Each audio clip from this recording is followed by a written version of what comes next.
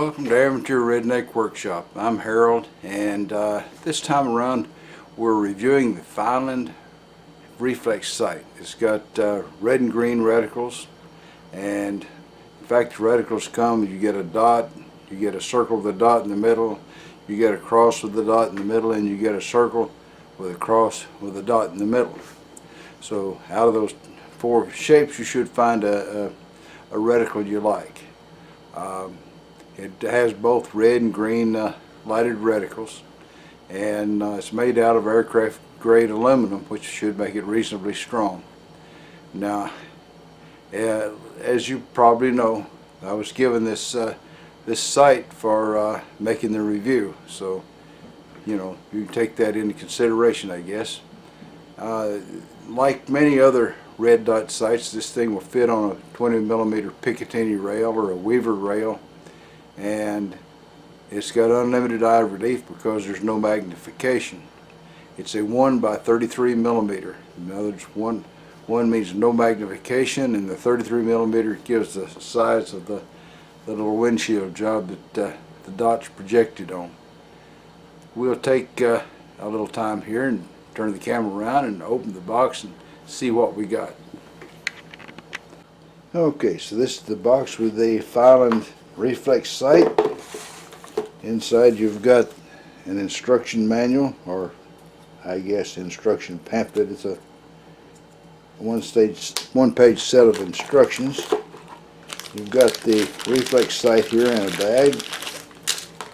This uses the CR2032 button type battery. Has this side, it's a Allen wrench adjusted windage on this side. The elevation is down inside of here. I don't know if you can see in there really good. Okay, and it mounts on the Picatinny rail. It's got the two bolts to hold it together, and you get the battery in the package with it. You get a little package with two Allen wrenches. One would be for I guess for adjusting the elevation and windage, and the other for tightening it onto a rifle or pistol. This will work on either one. Alright, so let's open up this thing here and insert the battery. I think that would be the best thing to do. No battery in there, but here's the included battery. Guess I need to cut it a little bit before I start the video, but I never do that.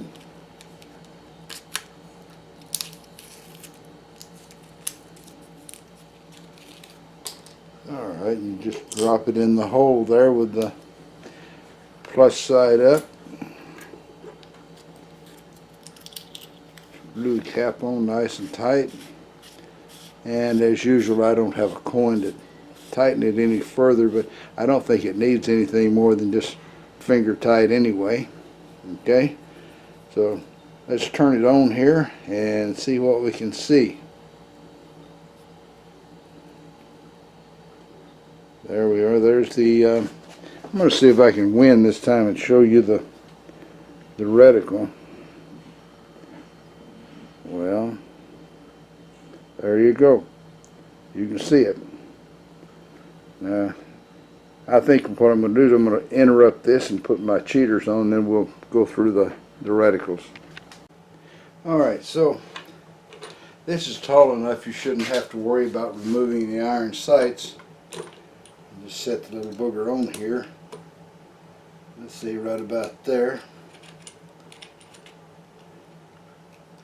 And tighten up the set screws on it, or whatever you want to call them. Fasten it down good and tight.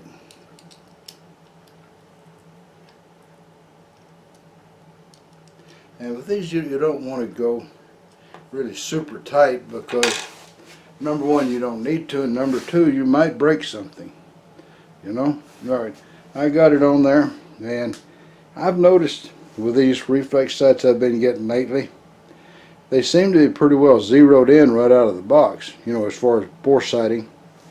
And they'll shoot within, you know, 3 or 4 inches of the bullseye when I aim at them at a 6 or 8 inch target. So I'm just going to look at this one and put the bore sighter in it and look at it and see if it's not set up the same way too. I'm starting to think that they must sort of bore sight these guys at the factory to some extent. Certainly different than what I'm used to. Alright, this one looks to be a little bit high to the right, so what we'll do is I'll move the camera down here and you can watch the thing coming into the same spot as the laser.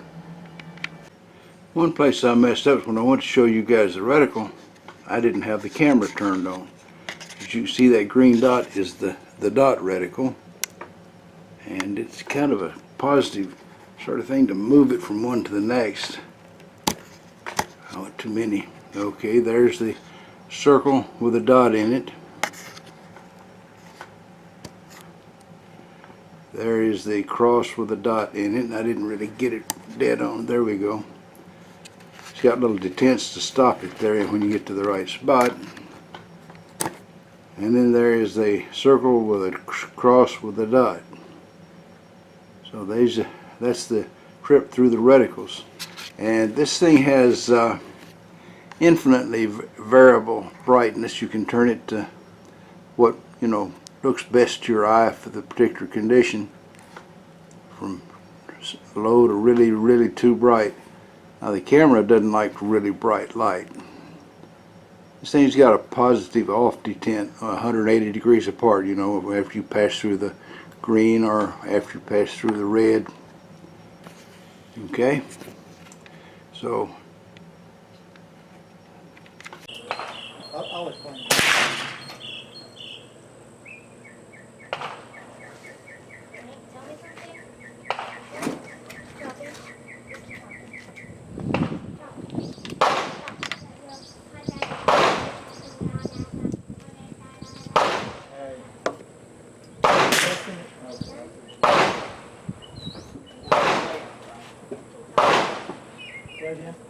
Now I'm way out there.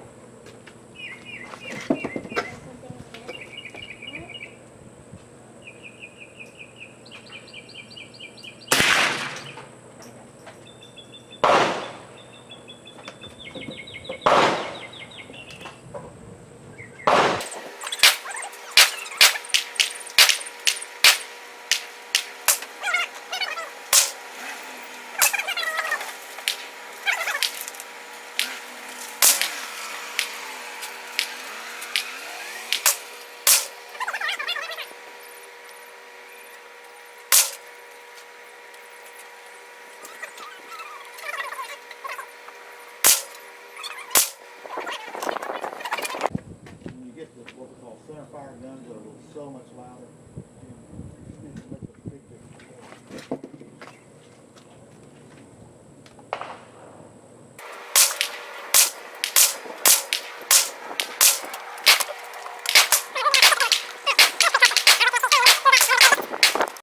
alright, we got a ceasefire. Now I went out and covered up the other target.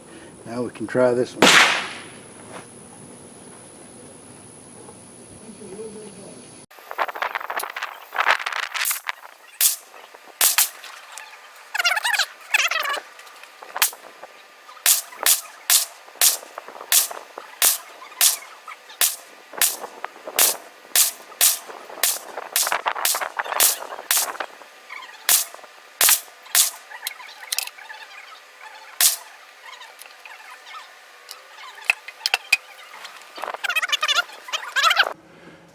Alright, so let's summarize the review of this red dot.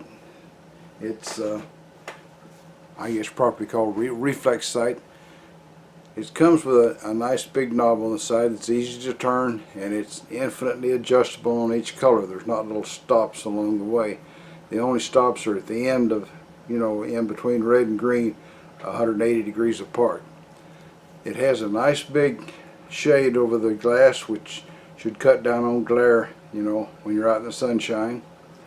It's got your elevation adjustment, windage adjustment, and sits on a Picatinny or Weaver rail, and I took it to the range. I made several adjustments and then fired several rounds, and it stayed where I put it every time.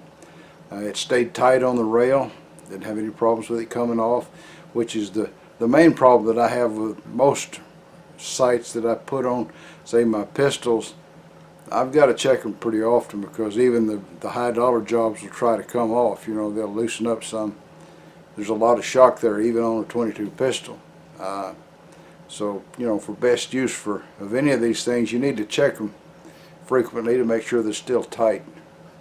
You can hit a lot of stuff with them loose. I know I've done that.